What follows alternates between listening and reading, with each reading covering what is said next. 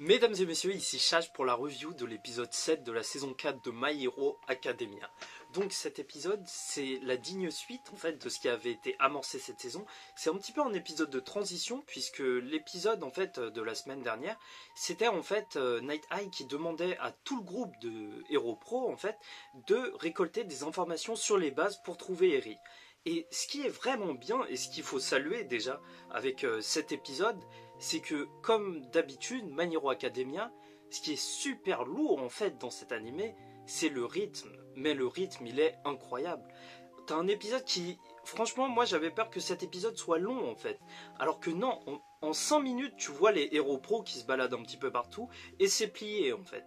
C'est pas ce qui est principal dans l'épisode, mais c'est plié d'un coup. Et moi, ça me faisait vraiment peur d'avoir tout un épisode sur ça, plusieurs épisodes sur ça. Mais voilà, ça y est, on est rentré dans le vif du sujet dans cet épisode. Donc, toute la première partie de cet épisode, en fait, elle va être plus concentrée sur ce que Midoriya y ressent. Et je pense que c'est pas anodin, en fait.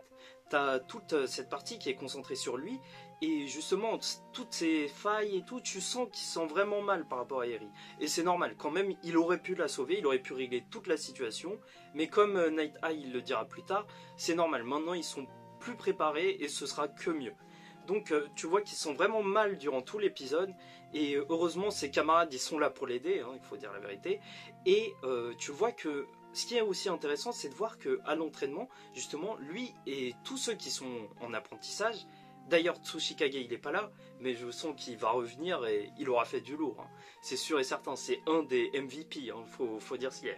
Mais donc, Midoriya et ses autres camarades qui ont fait l'apprentissage et qui sont dans cette mission, ils montent en haut en premier en fait. Et je pense que c'est pas anodin, c'est que les héros, c'est vrai, le plus important pour eux, en fait, c'est vraiment d'avoir un but. Là, ils ont concrètement quelqu'un à sauver et ils vont se surpasser. Et ça va vraiment être lourd à voir. En tout cas, bah, en fait, toute cette partie justement de récolte d'informations, bah, elle a servi à rien. Et tu te dis que, bon, bah, ils avaient raison en fait depuis le début, que Night Eye il aurait pu régler tout le problème. Et même, franchement, c'est là qu'on voit que ce que Night Eye il avait dit, comme quoi il voulait pas toucher les gens et pas voir qu'ils mourraient parce qu'ils pourraient rien faire et tout et qu'ils se sentiraient mal, bah ok, c'est compréhensible. Mais en soi, il aurait pu vraiment le faire, quoi. Tu te dis qu'il le fait sur un méchant et c'est vrai qu'ils ont juste perdu du temps. Mais je suis sûr que justement, avoir trouvé les différentes planques, ça va servir. Parce que comme on voit à la toute fin de l'épisode, Eri, elle va être déplacée. Parce que oui, oubliez pas, hein, que tout le monde regarde après le générique, t'as un petit bout d'épisode en fait. Donc voilà, il se termine pas après le générique. Enfin, il se termine après le générique, quoi. Donc, Night Eye, lui, il utilise son pouvoir et il récolte vraiment l'information d'où elle est, en fait, dans la planque principale. D'ailleurs, c'est un petit peu le truc le plus obvious, mais bon, c'est pas grave. Et justement, ça m'a fait me poser comme question, mais Night Eye, je le vois vraiment pas combattre, en fait. Son pouvoir, il est super fort, hein. Je me faites pas dire le contraire, parce que c'est sûr et certain, c'est un des pouvoirs les plus forts que j'ai vu dans My Hero Academia. Même s'il y a des contreparties, comme quoi il ne pourra pas l'utiliser pendant longtemps, s'il voit beaucoup de choses, mais c'est un pouvoir énorme. Et justement, je me demande vraiment si lui c'est un combattant, parce qu'en soi, on l'a jamais vu combattre. Ok, on l'a vu se dresser contre Midoriya pour l'histoire du tampon, dans l'épisode 3, mais je le vois vraiment mal combattre avec ce pouvoir en fait. Mais c'est vrai que c'était impressionnant de le voir esquiver les coups de Midoriya. En fait, physiquement, il doit être fort, mais je le vois pas combattre quand même. Dites-moi en commentaire si vous voyez un moyen pour lui de se battre efficacement, mais pour moi, c'est juste quelqu'un qui va récolter des informations. En fait, il me fait penser au mec qui devient chauve dans Hunter x Hunter, celui qui plaçait les portails. Mais bon, bref. Donc, grâce à lui, ils vont trouver la planque, et ils vont y aller. Mais je suis sûr, encore une fois, hein, retenez bien ça, que les autres planques elles vont servir. Et ce qui est drôle, c'est de voir les policiers en fait qui organisent conjointement en fait toute cette opération.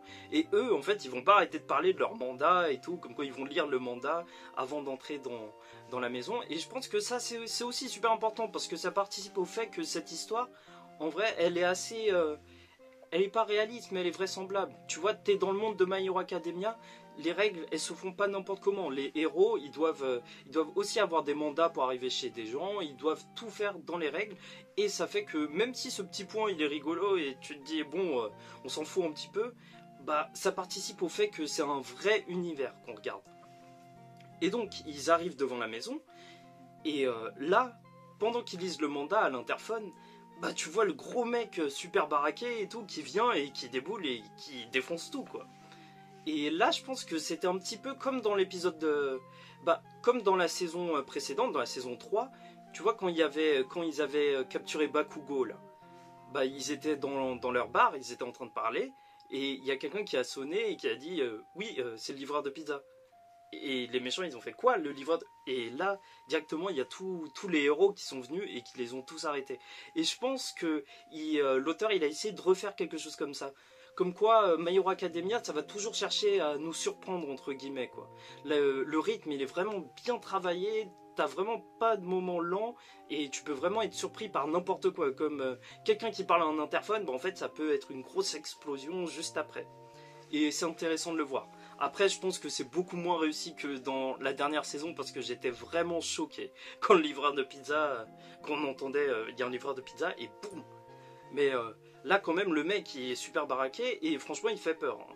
Je me demande vraiment c'est quoi son alter, mais justement, à la fin de l'épisode, bah, tu vois la meuf qui se bat contre lui, qui a l'air d'avoir compris.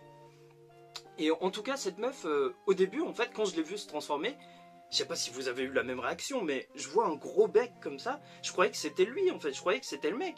Mais non, en fait, cette héroïne, en fait, qui a l'air super forte, bah, on dirait qu'elle se transforme en genre de dragon.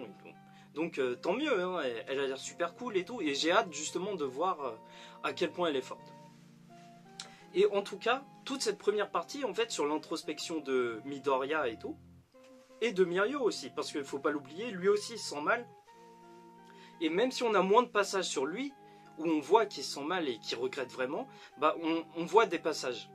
Et je pense que c'est vraiment important. Parce qu'au final, dans cet arc, c'est sûr et certain que c'est Midoriya et Mirio qui vont se battre contre Overhaul. Enfin, moi, j'y mettrai ma main à couper. Hein. C'est sûr et certain, c'est le personnage principal et l'ennemi, il a l'air destiné à se battre contre eux. Mais justement, sans cette construction au préalable, bah, on n'aurait pas eu ce qu'on va avoir. C'est ce qui est sûr qu'on va avoir, c'est genre une réelle intensité dramatique. En gros, tu vas vraiment sentir en fait le poids de tous les remords de Midoriya et de Mirio qui maintenant, vu ce qui s'est passé avant, comme quoi ils n'ont pas sauvé Eri, bah là ils se sentent vraiment mal par rapport à ça et ils vont tout donner. Et ça va être vraiment lourd à voir. Et donc même s'ils prennent un peu de temps, même si l'auteur prend un peu de temps pour nous montrer que Midoriya et Mirio ils se sentent mal, bah c'est juste pour pouvoir lâcher des grosses patates dans les prochains épisodes. C'est sûr et certain. Et j'ai tellement hâte de voir ça. En tout cas, c'est tout pour la review de cette semaine. J'espère que vous avez apprécié. Chaque semaine, je vais faire des reviews de My Hero Academia. Donc, n'hésitez pas à vous abonner. On se retrouve la semaine prochaine, donc. Et je vous souhaite une bonne semaine. Je fais aussi des reviews de Dr. Stone et Black Clover. Et aussi des vidéos sur des séries, des mangas, des films aussi. Donc, n'hésitez pas. Allez, ciao tout le monde. À la prochaine.